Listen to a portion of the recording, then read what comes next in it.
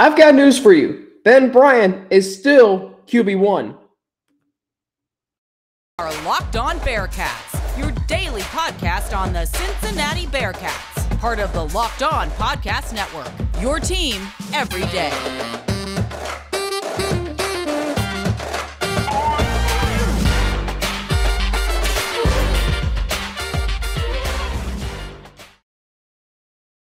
Thank you so much for making Locked On Bearcats your first listen of every day. We are free and available everywhere you get your podcasts, and we're also on YouTube. Don't forget to hit that subscribe button. Follow us, too, to get an alert every time we drop a new episode. Alex Frank with you, your host each and every day. So, Ben Bryant is still the starting quarterback for the Cincinnati Bearcats, and guess what?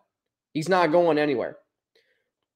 At his press conference yesterday, talking about Ben Bryant through the first 4 games of the season, saying, and quote, he has done everything that they have asked him to do. There's a full quote from that press conference yesterday that really hammers the point home that Ben Bryant, whether you like it or not, because I've seen it, I've seen the comments on our YouTube videos, you want Ben Bryant benched for Evan Prater. Well, guess what? I'm here to tell you that's not going to happen. I'm also here to tell you, and I am allowed to do this based on facts, based on evidence, based on what I see. I admit I was on the Prater train in the offseason. I wrote it. I was a campaign endorser for Evan Prater. I'm not afraid to admit I was wrong. I didn't think Ben Bryant had it in him. He does. Ben Bryant absolutely has it in him. Here's the quote. Ben has done everything we have asked him to do. He has highlighted the strengths of our offense, and that was one of the things in camp as we were trying to evaluate our offense. You're looking at the strengths you have. We looked at Tyler Scott and Trey Tucker as part of that. Josh Wiley and Leonard Taylor are as well and really good in the pass game. In some ways, it was playing towards Ben's strengths. All in all, Ben has done a great job and not just at commanding the offense. He had respect when he walked out the door to Eastern Michigan, so it wasn't hard when he walked back in. He does a real good job of moving the ball around. He keeps everyone involved in the game, and that's a big deal because defenses can't hone in on one guy.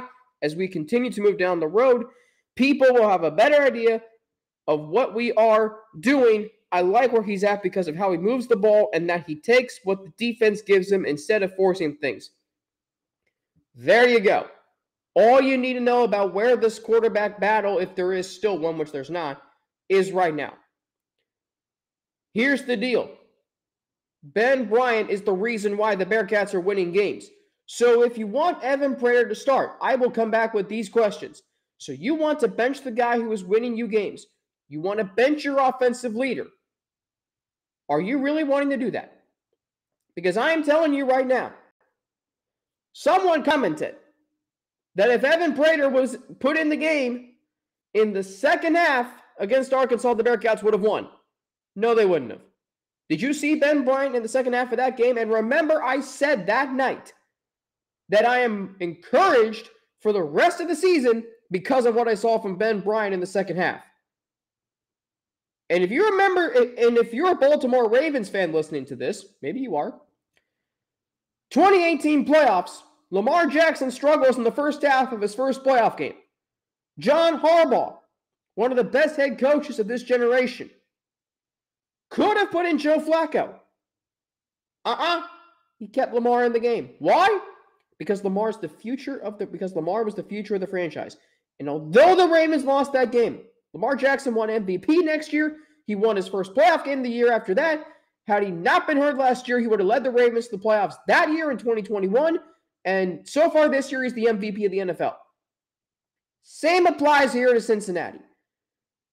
Ben Bryant struggles in the first half against Arkansas. After the interception, didn't really do much in the first half. Does Luke Fickell yank him for Evan Prater? No. Why? Because that would have diminished his confidence, and you're throwing Prater to the Wolves down 14-0. Luke Fickell handled that beautifully. I am here to tell you right now, Ben Bryant's not going anywhere. A quarterback who is completing over 2/3% of his passes. 2/3.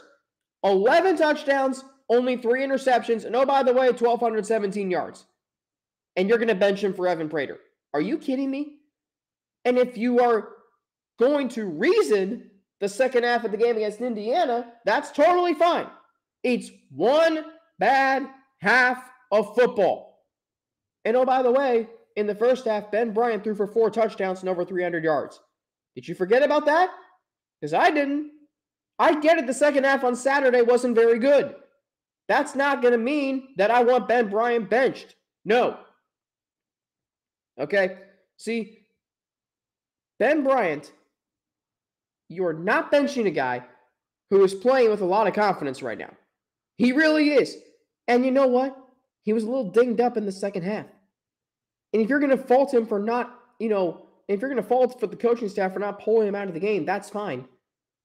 It's not nearly as egregious as Brandon Staley not pulling Justin Herbert, who had either bruised, fractured, or cracked ribs. Either way, not a good injury to be playing in week 3 of the regular season. So for the crowd who wants Evan Prater to start, and I feel you, because I rode the train all off season, he's not going to start right now. You're not going to put in Evan Prater when Ben Bryant's playing with a lot of confidence. What he's doing right now is the best thing. What Bryant's doing right now is the best thing for this program this year and next year. There's no pressure to rush Prater in. When you talk about turning points of this season, go all the way back to early January, when the city of Cincinnati still had a sports curse, and the day Ben Bryant transferred back was the best thing that could have happened in this program. Why?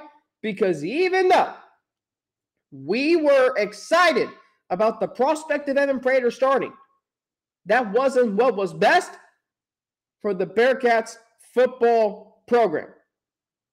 Because Bryant brought a sense of familiarity. He brought a sense of just keeping the momentum going. There's a reason why Luke Fickell said that Ben Bryant has the respect of everybody within this program. And I said it all, and I said this too this offseason. There's this concept called the hero's journey, where a player tries to make it work the first time somewhere, doesn't. He goes somewhere, finds himself, gets experience, comes back, and now look what he's doing. He has the Bearcats at 3-1 on the doorsteps of the top 25. The Bearcats have scored 23 touchdowns offensively. And yet, you want him benched. You want Ben Bryant benched. Are you kidding me? That's not going to happen. Here's the thing. Even if Evan Prater starts, defenses would adjust. They would make Prater throw the ball. What do you not like about Ben Bryant? He had a bad second half last week. He can't run the ball. Do quarterbacks primarily run with the ball? Now, I get it. When you have a quarterback who can run, that's another dimension that makes your team tough to beat. I understand that. What I also understand is a quarterback's primary job is to throw the ball. That's why Lamar Jackson hasn't done much outside of win one playoff game and one MVP. It's why quarterbacks like Joe Burrow has been to a Super Bowl. He can make throws. It's why Matthew Stafford's a Super Bowl champion, because he's got a cannon for an arm. So too does Ben Bryant. And you want to bench for a guy who still is inexperienced? And Evan Prater? Are you kidding me? I'm here to tell you right now, Ben Bryant is still QB1 going forward, and he will be for the rest of this season. Recency bias is something that I have used before in making predictions and my take on things. I will admit that. But in this case, I'm not. It's one bad half. Did you want Joe Burrow benched in his rookie season after that game in Baltimore? Did you want him benched after he threw 3 picks in the fourth quarter against Chicago? Did you want him benched after he threw 4 picks against the Steelers in week 1 this year? If the answer is no, that applies here too to Ben Bryant. Do you want to bench because he played a bad half against Indiana after throwing for 4 touchdowns and 314 yards in the first half against Indiana, who was 3-0? In case you forgot. You can want Evan Prater to start. I do too. But I also want the hot hand right now, and that's Ben Bryant. Bearcats are 3-1 for a reason. Have you seen their offense change this year? They're a pass-first offense because they can be with Ben Bryant and their speedsters and receivers. And Trey Tucker and Tyler Scott. So there you go. There's your answer. The news of the day is this. Ben Bryant is still QB1. And he will be until absolutely, what's the word I'm looking for? Until necessary to make a change. And it's not anywhere close to that right now. Coming up, speaking of the running game, it was a struggle on Saturday. We know that. How does it get fixed, though? We'll get into it after a word from BetOnline. You should see the overlay on your screen. BetOnline.net is your number one source for football betting info this season. You can find all of the latest player developments, team matchups, news, podcasts, and in-depth articles and analysis on every game you can find. And as always, BetOnline remains your continued source for all your sport wagering information with live betting and up-to-the-minute scores for every sport out there. The fastest and easiest way to check in on all your favorite games and events, including MLB, MMA, boxing, and golf. Head to betonline.net or use your mobile device to learn more. BetOnline, where the game starts.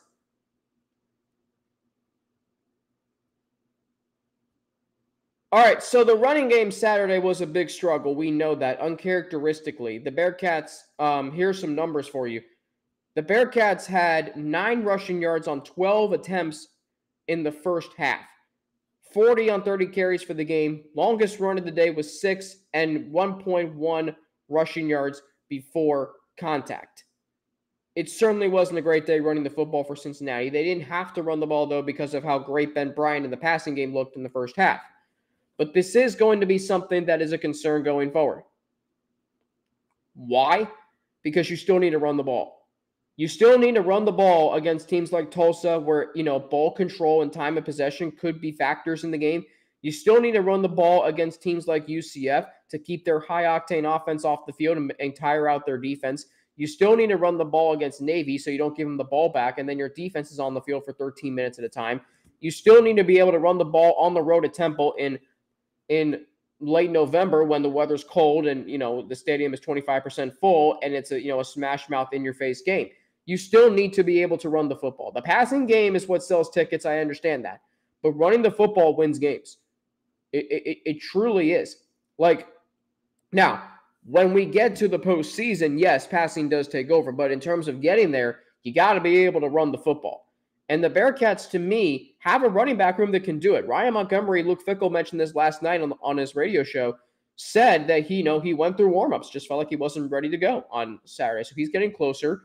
You've got Charles McClellan, who came back after suffering what looked like to be maybe a concussion in the first quarter. Corey Kiner, Kiner's still a little dinged up, but, I just want to see more hard-nosed running from him. He is a huge pickup in the transfer portal for this team. One of the key transfers on this team. So for as much as the Bearcats offense has changed to a passing game, and that's great, running the football is still very important. It's this team's identity because it will open up so much in the passing game. If you force defenses to stop the run, that's going to open up play action. That's going to open up, rollouts. It's going to open up a whole lot of this offense because defenses now aren't going to know where the ball is going. If they bite on the play action, that's going to send Tucker and Scott deep down the field. If they, play deep, that's going to, deal with Corey Kiner. Okay, so here, how does it get better? Luke Fickell talked about it after the game Saturday, creating more movement, creating seams.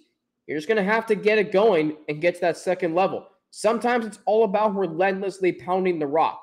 So I mentioned you have to be able to run the ball at UCF.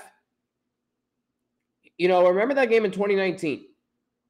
And the running game, didn't have a lot of big plays early on. But Michael Warren had several 4-yard runs, 5-yard runs, and eventually he was going to break one loose, and he did towards the end of the third quarter. And that was a monstrous play in the game. That needs to happen against UCF this time around. It needs to happen against a lot of conference foes this time around. This conference, yes, can have explosive passing games. We know that. But it's also predicated on the run game. So it's creating movement. It's creating seams. It's just relentlessly pounding the rock. It's using Kiner more once he's healthy. Keep feeding Charles McClellan. But the running game is so important for the reasons I mentioned. You got to be able to put away games. I wasn't happy with the play calling on Saturday. I really wasn't. Because when you're up 38-10, why do you need to throw the ball more? And again, maybe you felt like you couldn't run the football. But that's where maybe you say, okay, let's try some outside zone runs. Let's try some wide zone runs. This offense can still run the football. This offensive line is still built to run the football. They just have to adjust to teams who go into their bear fronts. I'm not sure if Tulsa's going to do that. But the way you beat Tulsa is you run the football. You beat them at their own game because Tulsa will run the ball. Now they also have a passing game, depending on if their starting quarterback plays this week. We'll get to that in just a few minutes. If you run the ball, you control the clock. You keep your defense off the field. Especially after last week when the Bearcats were on the field defensively for 104 plays. 104. That's a lot. So what I'm telling you is running the football should still be this offense's priority. It should be their priority. Right now, it's not. And that's fine. The passing game is really working. Ben Bryant's got 3 300-yard passing games this season. Back to back. And if he played the whole game against Kennesaw State, he probably would have had maybe 300 yards in that game too. He's averaging over 300 yards a game. But when Evan Prater comes into the game, you're looking to run the football. It takes the pressure off Ben Bryant.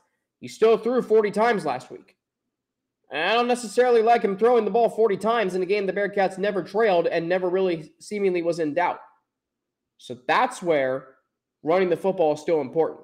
Ben Bryant should only have attempted 10 passes max in the second half. He ended up attempting 19. Should have been way less. All right, coming up, why this game on Saturday will be just like any other Bearcats-Tulsa game. We will get into it after a word from LinkedIn, as you see the overlay on your screen. So these days, every new potential hire can feel like a high-stakes wager for your small business. You want to be 100% certain that you have access to the best qualified candidates available. That's why you have to check out LinkedIn Jobs, because they help you find the right people for your team faster and for free. You can add your job and the purple hashtag hiring frame to your LinkedIn profile to spread the word that you're hiring. Simple tools like screening questions make it easy to focus on candidates with just the right skills and experience so you can quickly prioritize who you'd like to interview and hire. It's why small businesses rate LinkedIn Jobs #1 in delivering quality hires versus leading competitors. LinkedIn Jobs helps you find the qualified candidates you want to talk to faster. So post your job for free at linkedin.com/lockedoncollege. That's linkedin.com/lockedoncollege to post your job for free. Terms and conditions do apply. So Tulsa's an interesting team because I feel like they always play better than what their talent or record suggests, especially against the Bearcats. And Mo Egger brought this up. Actually, Tony Pike brought this up Monday. Tony Pike said that this is Tulsa's College Game Day. And he said that because if you remember last year on College Game Day, the Bearcats hosted Tulsa. Some of you might have forgotten who the Bearcats were playing that week. You didn't forget by the time the game ended. Because if you remember that game, and I remember this game vividly, Cincinnati led the game 14-0 first quarter. You're thinking, all right, they're going to run away. They're going to run away with this game. It's 14-12 at the half. 14-12. Bearcats scored 2 touchdowns in the third quarter, 28-12. All right, we're going to run away with this game. Ha! You wish. Tulsa scores a touchdown and a two-point conversion. So it's 28-20. They have two chances to tie the game late. Bearcats had to make two goal line stands. If they don't make those goal line stands, they may not go to the college football playoff. Because of a Tulsa 3-5 team that's pesky, that's competitive, that is just a pain in the arse for Cincinnati. And they will be again Saturday. This is the first time Tulsa's hosted Cincinnati since 2016. They've played 3 times since then. 2019, when the Bearcats were honoring the 2019. Cincinnati won that game 24-13. Ugly game. Luke Fickell said at the time, and he said this last night on his radio show, that was the best 2-5 team that they had played against. Here's the thing about Tulsa. You can't ever get rid of them. They outplay their talent. They play hard. They're wreckers to what you're trying to do. The championship game in 2020 in Cincinnati, Bearcats win by 3. And you look at Tulsa's roster, and it's just like a smattering of players here and there. You wonder how the heck they win so many games. But it's because they just have good coaching with Philip Montgomery. They have a good, system. They have a good culture. They've had consistent quarterback play for the last few years. Davis Brin. They have strong receivers. They have a good offensive line. I mean, Tyler Smith, offensive lineman last year, now with the Cowboys. Look what he's doing. Look what he did against the Bengals and Trey Hendrickson week 2. They've developed players. Zaven Collins, remember him from 2020? He's now with the Cardinals. Look what he's doing. Tulsa's a very good team. They're 2-2. And someone asked me this yesterday. At work, they go, what conference is Tulsa in? I'm like, they're in our conference. And they go, come on. And I'm like, come on? They're 2-2. They lost a 1-score game to Wyoming they should have won, and they played Ole Miss to a 9-point game. You want me to overlook them? Ha! I'm not. This is going to be a tough battle for Cincinnati. Very tough battle. I expect this game to be close. Because Tulsa has this game circled. Every team in this conference has Cincinnati circled on their calendar. Because they want to be the team that beats them before they go to the Big 12. That's where we're at. It's going to be with Tulsa. It's going to be when SMU hosts Cincinnati. It's going to be when UCF, especially UCF, even though they're going to the Big 12 with Cincinnati. Now, the same might be applied to UCF that they have circled on their calendars. But I'm going to be honest with you. It's more so with the Bearcats. Because they're the 2-time conference champions. They went to the playoff last year, and it's Cincinnati. The name itself now gets you up for the game. This is Tulsa's college game day, as Tony Pike alluded to. The last 3 times the Bearcats have played Tulsa have not been pretty. They've won, but they haven't scored above 28 points. Tulsa's defense has made some plays. Tulsa's offense has looked competitive. Again, I think the Bearcats are the better team and should win. But every team in this conference that's not going to the Big 12, they want to beat Cincinnati's arse badly. Don't think for a second they don't. Because they want to make them look bad going into the Big 12. And I said it all off season. Most important season in Bearcats history, football program. Because you're in transition right now, but you still need to take care of business and win a conference championship. This is where the season really begins. Every game from here on out is important, crucial.